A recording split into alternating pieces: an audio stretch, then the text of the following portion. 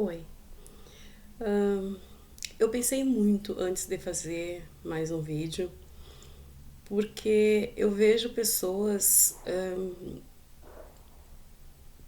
que se compadeceram com tudo que aconteceu comigo, né? Que, como eu falei, recebi várias mensagens de apoio e tal, mas eu não consigo entender, assim, sabe? Eu não consigo entender porque eu vejo. Eu vi que tem mais de 650 visualizações esses vídeos, o total dos vídeos, né? E pouquíssimas pessoas que se inscreveram. E isso me faz pensar, me fez pensar, será que vale a pena?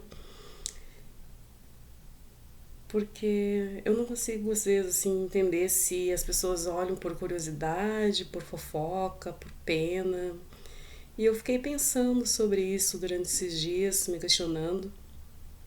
E cheguei à conclusão que sim, vale a pena.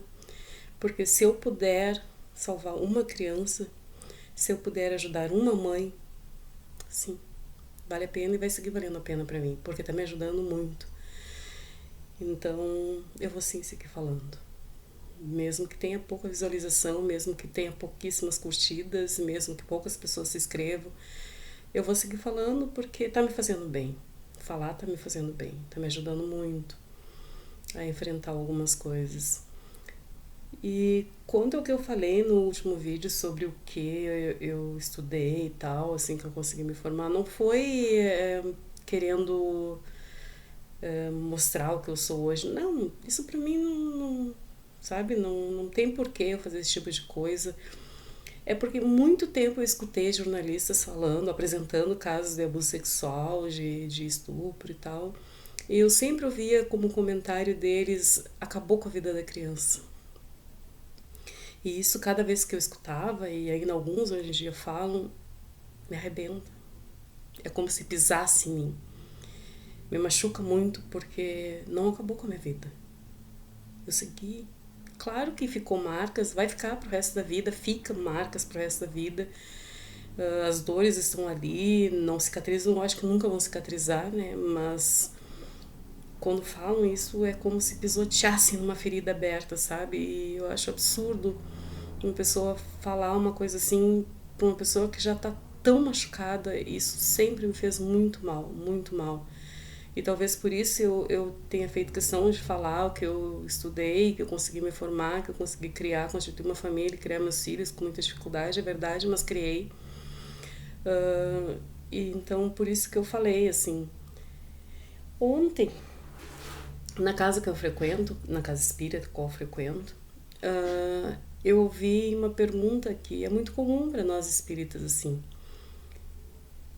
Em que tudo isso me ajudou? Em que isso me beneficia? Em o que eu, né, o que eu ganho com tudo isso? E várias questões que, como espírita, a gente se faz. E a princípio eu falei assim que eu gostaria de ajudar, mas o que eu aprendi com tudo isso foi muito mais que isso. Foi que segredos não são, não tem, não deve ser guardado de forma alguma de parentes, assim, sabe, de família. Claro que a gente não deve ficar expondo a nossa vida para todo mundo, óbvio que não, né? Depende de cada um também. Eu sempre guardei e hoje em dia não vejo mais, por quê? Porque sou adulta, independente, dono do meu nariz e falo aquilo que eu tiver que falar e é isso e deu.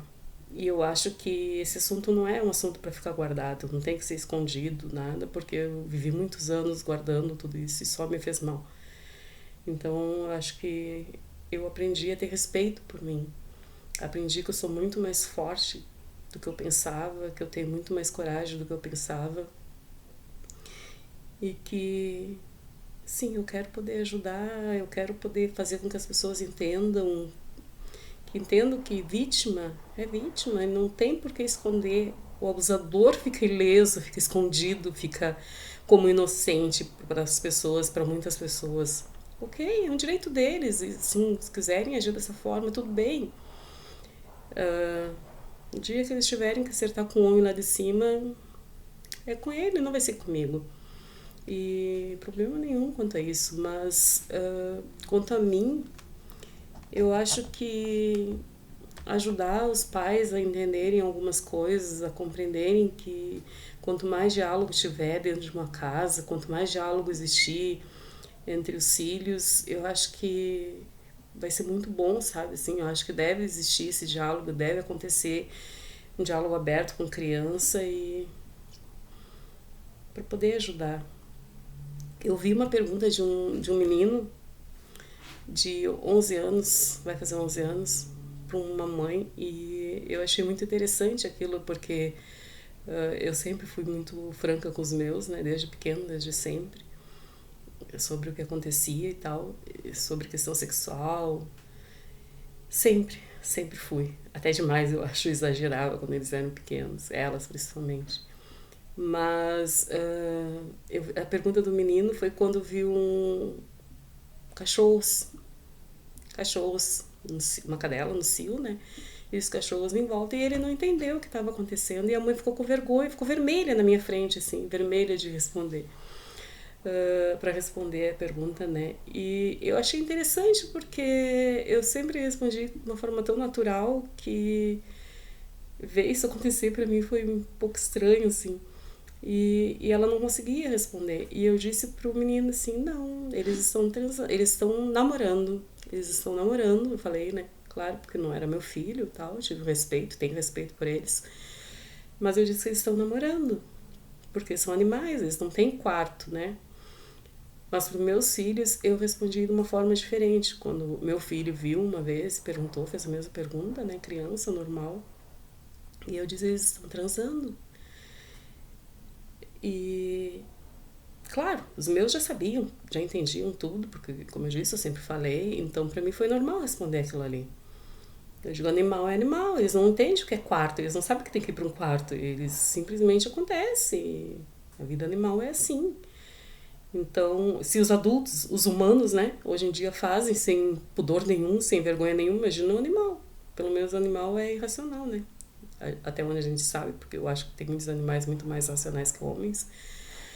Mas eu acho que essa foi uma coisa que me levou a seguir falando, porque eu vejo que os pais às vezes ficam meio perdidos em relação a muitas coisas, assim. Então eu falo porque eu acho importante que eles saibam que as crianças têm que ser respondidas da forma mais franca possível quando são questionadas, perguntas a esse respeito, porque não dá pra gente esconder, porque eles vão aprender na rua da forma errada, eles vão aprender e vão aprender de uma forma totalmente torta, absurda, assim, sabe? Então, assim, eu sempre preferi que aprendesse comigo, da forma que tivesse que ser, do que na rua com outras pessoas, com outras crianças. Uma criança não vai responder de uma forma saudável.